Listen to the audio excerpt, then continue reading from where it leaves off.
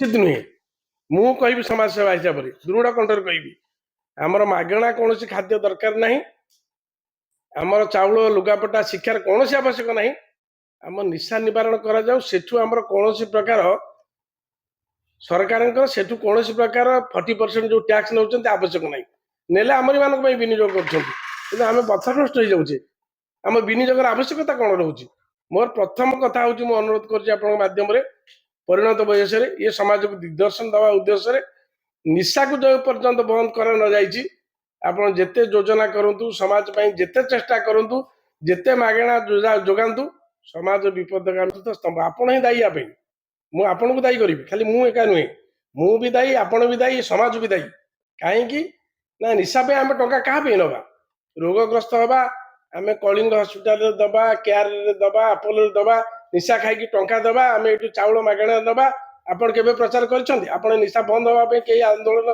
कर आज नथाई पारे आपण नथाई पारती आपण को पुओ नाती या उत्तरदायी हे आपण मैंने तार उत्तरदायी हे जे समाज कहीं विपदगामी है तार कारण कौन आपण खोजी बाहर करूँ जो पर्यंत आम समस्ते एक नहींचे आम समस्ते यार प्रतिवाद न करें आम खाली लाभ को निज स्वार्थ जदि आम जर्जरित होगा ताल केबे समाज आगे जापर ना ध्वस्त आलोक माने देखु उल्का पिंड सदृश बर्तमान समाज तल को खसुची केते समय लगे तले विपदगामी हाँपाई तले छुआ के समय लगे कहीं विपदगामी आज समाज है तार मुख्य कारण हूँ गोटे दृढ़ नेतृत्व आवश्यकता रही सरकार गढ़ी किए सरकार आम गढ़ीचे आम सरकार को पठे आम उपकार करने आपड़ जो कथा मत प्रश्न पचारे जे सरकार राजस्व राजस्व कौन पर आवश्यक अच्छी राजस्व आवश्यक अच्छी जनसाधारण को उपकार लगे किंतु जनसाधारण जो रोगग्रस्त होती विपदगामी होती मृत्यु मुखर पड़ुं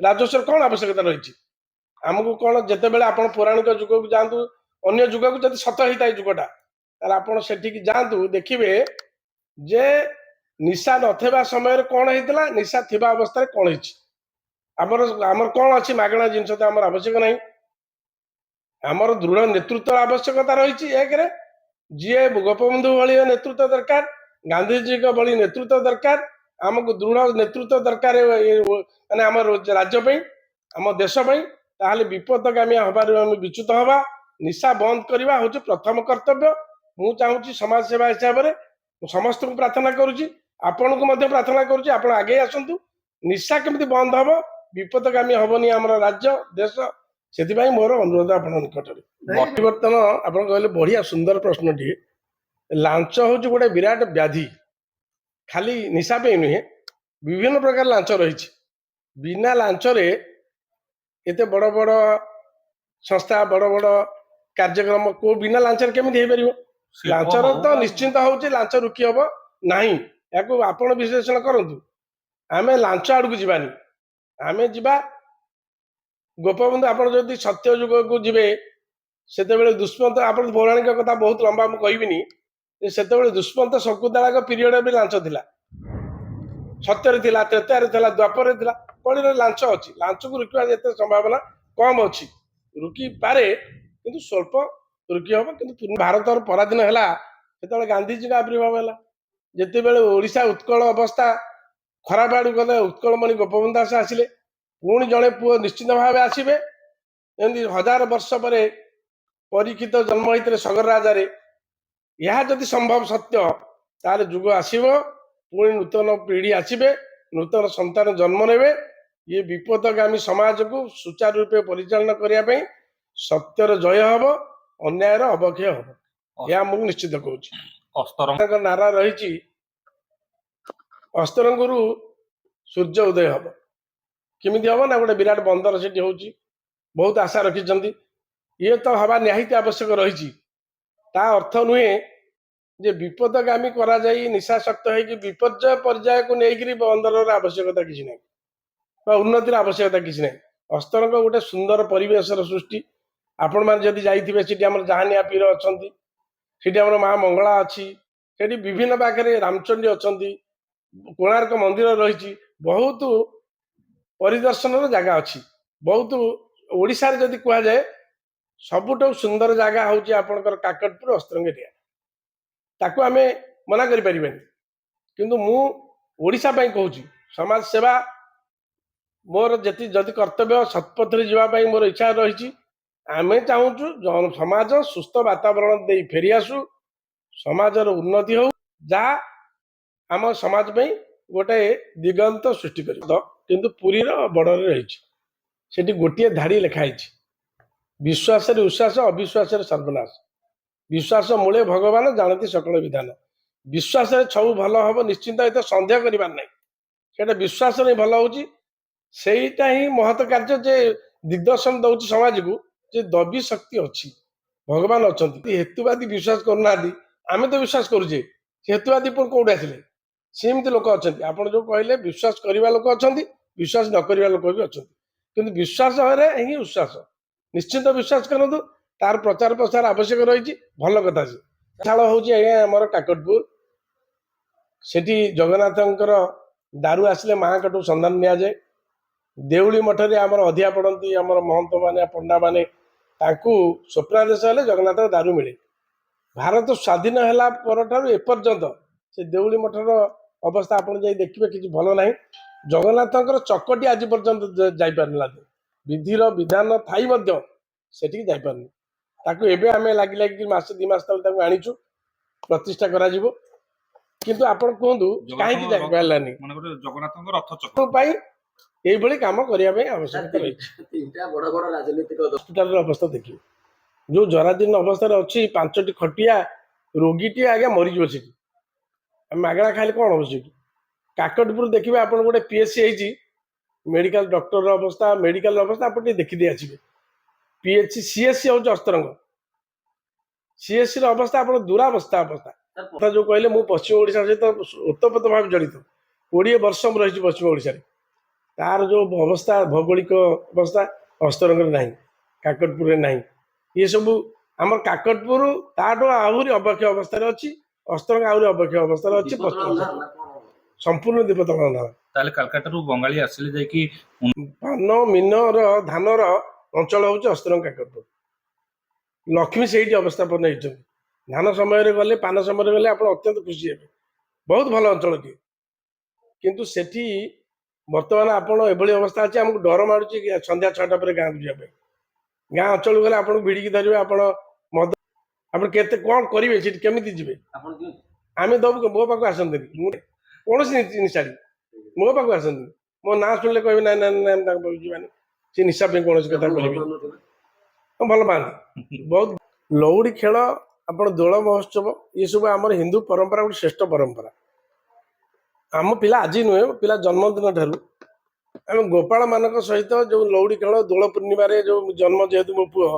मुझे गोपाल डाकिकी सहित मो पुओ लौड़ी खेल सामिल हुए जन्मदिन सी गोटे आमर प्रथम परंपरा रही सुंदर लगे ए वर्ष भी बहुत भल आडंबर होता से हिसाब से आम पालन करूँ आम ओडिया परंपरा को भल पाऊ ओडिया जिते चालीचलन रही आम किभली भाव में आग बढ़ेवा प्रचार प्रसार करवा ये हूँ मोर प्रथम लक्ष्य सी खाली आमर नुहे जगतर मंगलमयी माँ ताक झामु जात्रा अत्यंत सुंदर भाव हुए सेठी गोटे अभाव रही जगार अभाव देखो जो भक्त अधिका होती जगह कम अच्छी परिवेश देखले माँ मंगल ताल आमर हिंदूर ठाकुराणी सी तेणुक माँ को आम पूजा करुचे फलप्रद होचे परिवेशर उन्नतिर निहाती आवश्यक रही वर्ष भी भल भाव माँ मंगला झामु जात्रा पालन कर आम पंचायत तरफ मो पुओ सरपंच तालदा पंचायत